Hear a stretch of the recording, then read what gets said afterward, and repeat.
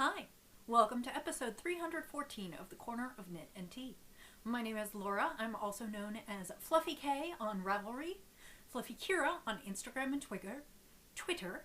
I blog over at thecornerofknitandtea.com, which is where this episode and every episode show notes will be.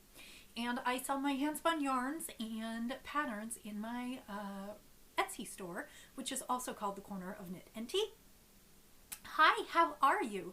It is Monday, January 25th. I can hardly believe we are all the way through, or almost all the way through January, just 1 week left.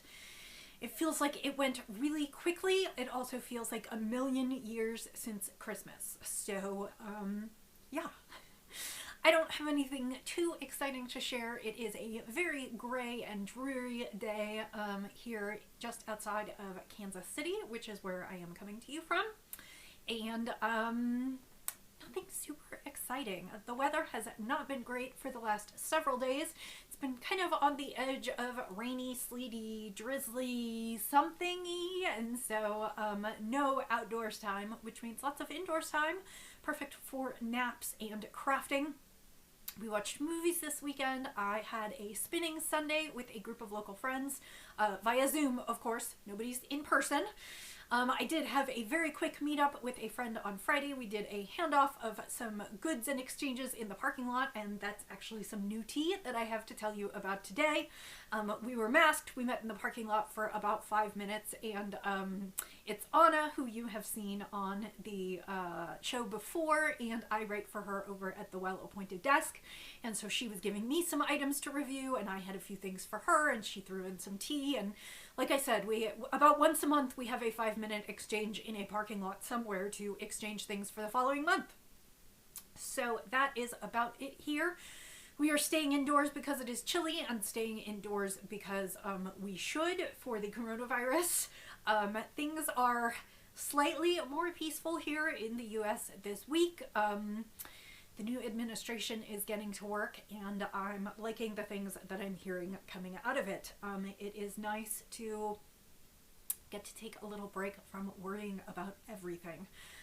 There is still plenty of work to be done. I am not suggesting that there isn't, but it is nice not to have to worry about what's going on Twitter all the time. So, I hope that you are well. I have lots of crafty things to share with you today. Let's start with the tea. Today's tea is kind of a fun one. It is David's Tea Deep Blue Spirulina. And I actually don't know what spirulina is. I didn't look it up. The tea itself is a white tea, and then it's got mango and pineapple, and it actually turns blue because of the spirulina, and also there's another berry in here, or flower, that turns it blue. So it's a little hard to see, but you can see inside my teacup the tea is actually blue. It almost looks black, but it's actually a dark blue. It smells nice and fruity and tropical, and I am having it in my tea time mug, which came from Anthropology years ago. And sometimes it really does explain how I feel by the time I get to tea time. Ooh, that's really nice. I definitely taste the pineapple. I don't know if I taste the mango. And I forgot to put my sweetener in it, so I can tell you it is slightly sweet even without sweetener. I'll probably like it better with just a smidge. Yeah, that's really good. It's very light and fruity. So one of the things that I saw was that it would make a really great iced tea. And it is white tea, so it's caffeinated, but I don't know that it's super caffeinated. And so that'll be nice this afternoon. So let's get into the crafting. I actually have 2 finished objects this week. They are small, I will tell you, but they are finished. The first is Roxy's socks. I knit my niece Roxy a pair of socks for Valentine's Day. She will get these in a package with some books and some chocolates for her and her brother to share. He will get his own socks. Everybody gets their own socks. These are Knit Picks Felici in the Spring Bloom colorway. And they were fun to knit. They knit up fairly quickly. The only thing that I would note is, and I've never actually had this happen with a Felici skein, is when I went to knit the second sock, I got both socks basically out of a 50-gram ball of Knit Felici, which is kind of nice because I think I'll have enough to do a super short pair of shorties for me, probably just the cuff and then right into the heel and the foot, because I do have small feet. And I admit I was kind of hoping for that. When I got into the second ball of Felici, it was a little weird though, because it looked like there had been a break and they had just tied 2 knots together and the stripe order was not maintained. So I did have to turn things around a little bit, and it resulted in a lot more ends being woven in on the second sock. But I did get her 2 socks and they almost match. You can see that on one of them the pink stripe is a little skinnier. That was where the break was. And then I had another issue towards the end, and so I added some back in. So this green stripe right here before the toe is just a little bit longer, but I don't think she's really going to notice. Basically, they're pretty matchy. So yeah, so that one is finished. It took me about a week and a half to knit these. Obviously not a ton of effort, just a couple days, really, and I hope she'll like them. The second object that I finished this week is another hat. As you know, I'm sort of obsessed with knitting kids' hats out of leftovers. This is the same yarn with the speckles that I showed you last time, which is Alorna's Laces, and I held it doubled with, I think it's Dale Baby, it's either Dale Baby Uli or Sirdar, and it is in kind of a like limey green, and so a pom-pom and everything. Just held it doubled throughout. It's my standard 80 stitches, knit till about 6.5 inches, and then do some crown decreases. So another one to add to the charity hat box. I still have a little bit more of this Lorna's Laces, so I'll probably do one other hat, and then I have some other yarn that I'll show you that will also go with green and red, and I have lots of green and red. I showed you the red one last week or the week before, and this is the green. I have several skeins of each, so I'm trying to combine them with other things to make them look more interesting, and so I have a few more hats that I will do, but it's kind of nice. You can see some of the speckles here. It wasn't a very exciting yarn on its own. There were speckles, but it just really didn't knit up to look like much. I like it much better held double with the green with just a few speckles popping out here and there. So that is my other finished object. So like I said, not big things, small things, but definitely things to show you. By next week, I hope to have 2 big things finished, and those are my works in progress. So one of them is the Mortho shawl by Erin Kurup. That's K-U-R-U-P. I don't know how she pronounces it. I'm just guessing. And the Mortho shawl is a long shawl knit on the bias. It is like it would be a rectangular wrap, except it's knit on the bias. So you've got the points at the ends, and it involves some mosaic slip stitch knitting, and I am knitting it in 2 colorways from Zen Yarn Garden. The first is both are on the Serenity Silk Plus base, which is a gorgeous blend of merino, cashmere, and silk. It comes 500 yards to 100 grams, so it is kind of a very light fingering, not quite a lace weight. And I am using it in 2 different put-ups. The first is the 500 yard 100 gram in the just natural colorway, and I am using that for my slip stitches and the mosaic sections. And then I am knitting against, the shawl calls for a background and actually in the pattern, you will notice that the background is kind of a neutral color, and then the mosaic slip stitch is for a variegated skein or a colored skein. So if you have something in your stash, you could take something bright and pair it with a more neutral. We're actually going backwards. We're using the white as the mosaic slip stitch color work, and then in the background we are using Luxe Cakes, which are still the Serenity Silk base. This is a 150 gram, 750 yard put up, and they are dyed in gradients. This one is called Raspberry, and again, these are all yarns from Zen Yarn Garden. I do a lot of their sample knitting, so you will see them in a lot of my projects. I have not broken into the second cake. I suspect I will just need to break into it because I just have this little bit left here, and I don't think it's going to be quite enough to finish. So I think I'm just going to break into the second cake, which is a little bit of a bummer. But then because the cake is 750 yards, if I only use 100 yards, I still have enough to knit another beautiful shawl. So perhaps something for a friend if you are ordering.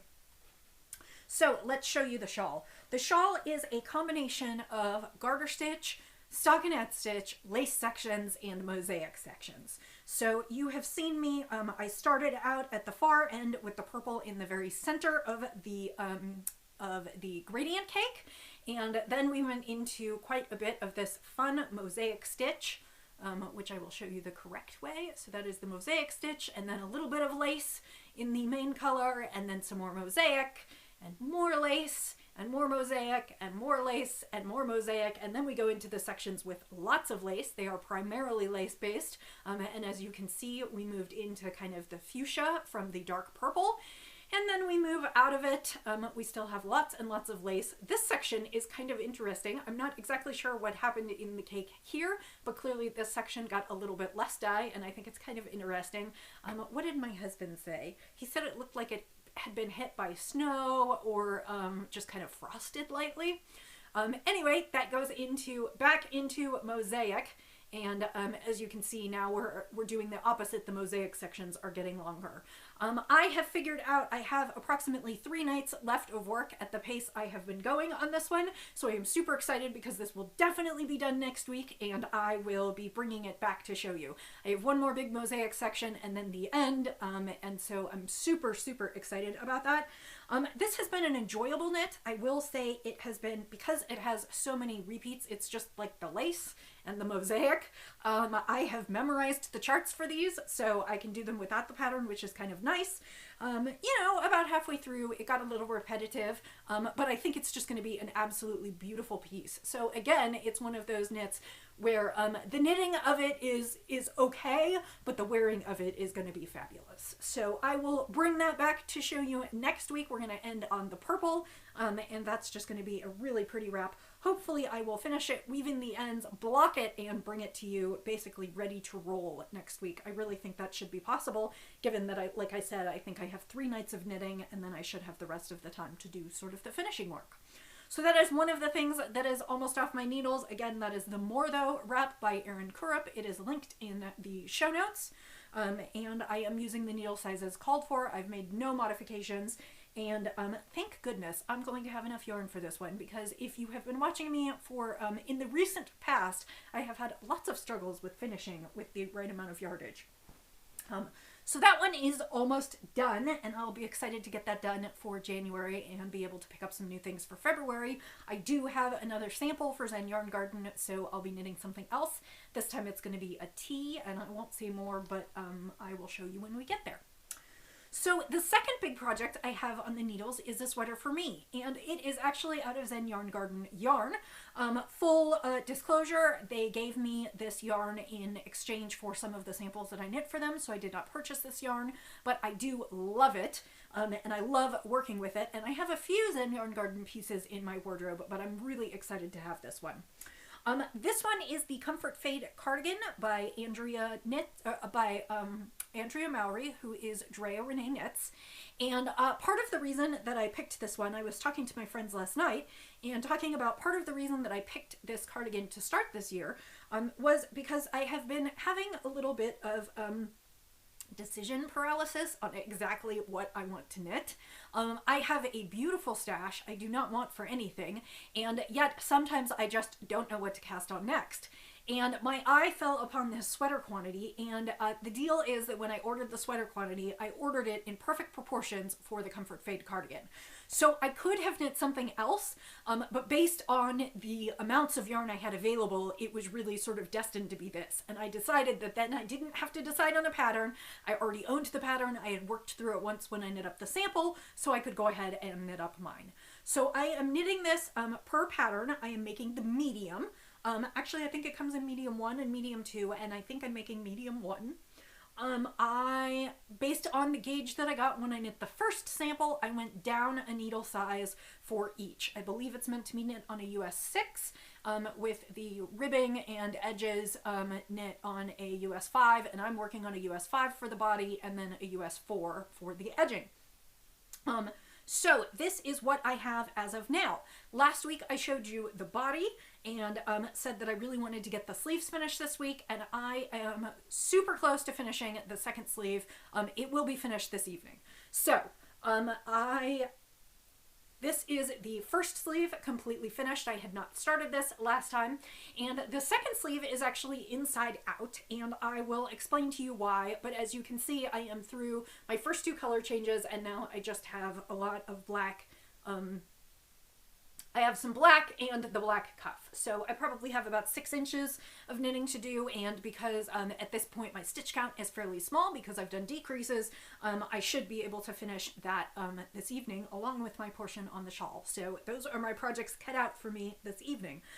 I do not remember where I heard about this because I don't think it's actually written in the pattern. Excuse me. The Comfort Fade cardigan is knit in reverse stockinette. And so basically that's not a big deal when you are knitting back and forth because you are just knitting it in stockinette stitch, and it's just that the reverse stockinette is the right side. So like you can see that on the wrong side, and well, I should say the reason for this is that the reverse stockinette gives you a little bit more of a fade between the colors because you have those color changes that interlock between the rows as they do on the purl side of things.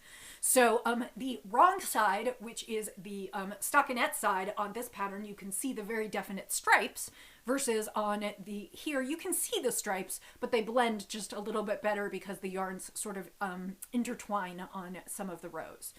Anyway, so when I first knit the first sample, I remembered that they suggested that if you didn't want to have to purl your sleeves in the round to create the reverse stockinette stitch, that you could actually knit the sleeve inside out so that you could knit stockinette the whole time, and the result is the reverse stockinette. So as you can see, mine is stockinette.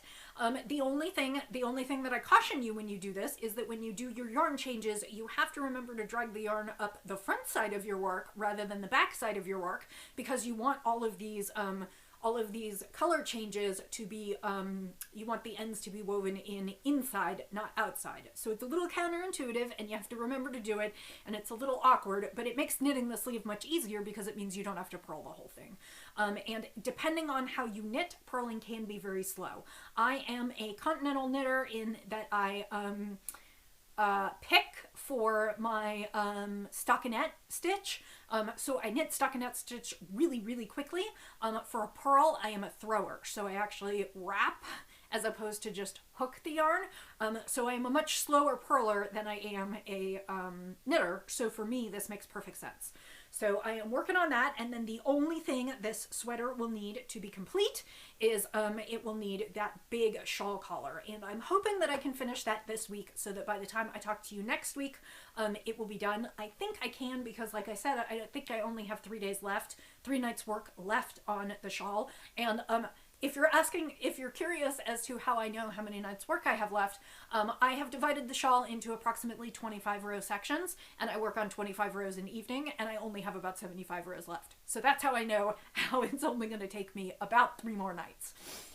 So once I finish that, I'll turn my attention to this, and I would like to get both done in January so I can start over February with clean, fresh needles. So that is my second work in progress, and hopefully you'll see the end of these longer term projects.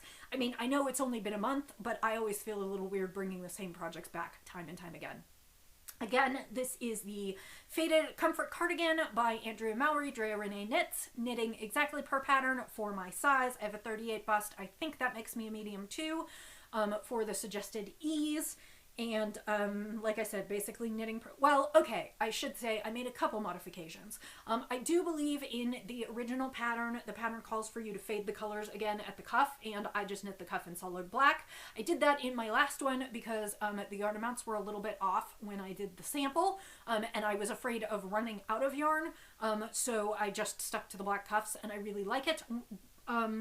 It's not so bad with this one. In the previous version that I did, I had both a white and the silver, and my concern was also that when I knit the cuffs, I didn't want the edges of the cuffs to be in the light white and gray, because I feel like cuffs are likely to get dragged in things, or more likely to get, not stained, but more likely to get a little bit soiled, and I really liked the idea of just having the black cuffs. So that is the only other mod that I have made, and again, I hope to show you this next week. So the only thing I have cast on this week is another small project, and I'm not super far in, but I thought I would show you. I cast on a pair of socks for Miles, and Miles is my nephew. He's 4, and his favorite color is red, and so I wanted to find some sock yarn that had red in it. And I went through my stash looking for some self-striping and some fun stuff, and I thought I had a Desert Vista Dye Works with some red striping, but what I found was not. I have a Halloween one, and then I have one it's called Little Shop of Horrors, but it has all kinds of other colors in it. So what I found was this skein, which is called Zombie Barbecue, and it is from Lorna's Laces. It is their shepherd sock, which is, I believe, an 80/20 merino sport, which is perfect for socks, and it's kind of greens and red. It looks a little camo-ish, which wasn't exactly what I was looking for, although it totally does look like zombies. Like, if you look at any zombie comics, or like The Walking Dead, if you look at some of the comics, it totally looks like that.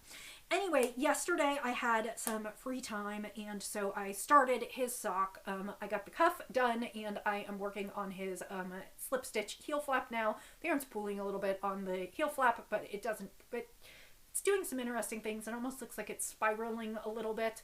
I don't know exactly what it will do because, of course, it probably was not meant to knit socks this small. If it was designed to do any kind of pattern, it was probably designed for like a 60 or 64 stitch sock. And this one is 48 because he's 4. But so I plan to finish a pair of socks off for Valentine's Day for this little peanut. Then I was thinking I might use the rest of this in combination with some of these greens and other things to make some fun hats. I thought they might make some kind of camo colored hats, and that might be fun for the kids. So that is what I plan to do with this ball of yarn. So Miles will get his socks first, and then I'll probably add it to some of the reds and greens that I have to make some more hats, and those I'll just do as I have time. So that's another project. I don't know that I'll be able to finish this week. I do need to finish it soon because by the time I talk to you next, it's February 1st. And of course I need to ship these before Valentine's Day. But if it takes me a little longer than a week, that's fine. These should knit up pretty quickly. I did this maybe in an hour and a half yesterday because I didn't make them terribly tall. And the foot won't be terribly long. I think his foot is maybe like 5.5 inches long. So not super long. And I think this will be fun and he'll just enjoy these. So that is the only other project I have on the needles. I am starting to think about February. Like I said, for Zen Yarn Garden, I have a new sample.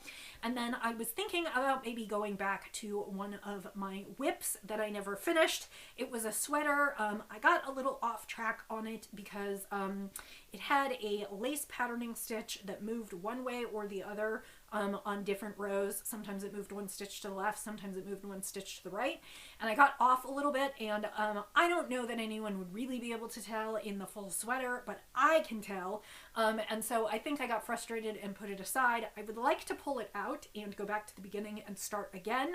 However, the yarn is really fuzzy, so I don't know if I'm going to be able to do that. Anyway, I think I'm going to pull that out as a second February project. And then, as I said, I should be spinning and knitting for a chicken soon. Those supplies have not arrived yet, so it'll be a little longer for that. But that should take up the rest of my crafting time. So probably roughly 3 projects for February, and I'll throw in some hats here or there or some other fun things. So let's talk about spinning. Last week I sort of a little bit lied to you. Well, it wasn't a lie. I didn't know at the time. I was expecting a box of fiber to spin and turn into chickens. And so I kind of cleared the wheel. As I talked to you last week, I had a skein that was on the wheel that I said was really fighting with me. It was all snarled up. I actually did resolve that, and I'll show that to you in a minute. And then I was expecting to get the fiber this week, so I wasn't expecting to do another spin. But yesterday was a spinning Sunday where I met with ladies from our local Eastern Kansas group on Zoom for several hours, and I needed something to spin, and the box wasn't here yet, so I went ahead and picked another braid to spin. So the upshot is that I have a spinning section this week. I may or may not next week. We'll just see how it goes. Once that box comes in, I really do need to focus on that, and that is, it's just going to be black and white fiber spun into singles, so it's really nothing special to share with you. So the skein that I got in a snarl with, unfortunately, is this beautiful skein from from Three Waters Farm. It is called Midnight Flannel, and it is a merino silk, and it is all blues and purples. And I don't think the screen is showing it accurately. You might take a look back a week or two on my Instagram feed, because it will show you the fiber. It is silky. It is all kinds of turquoises and deep blues and purples, and it came out beautifully, except for the fact that I had to break it many, many times, and in a couple spots my joins were not smooth at all, and I'm probably going to have to cut out and cut around them. So unfortunately this will not be going up in the shop because it is not shop worthy. Sometimes I just screw things up and can't deal with them. This was really a production, and I almost gave up on it numerous times.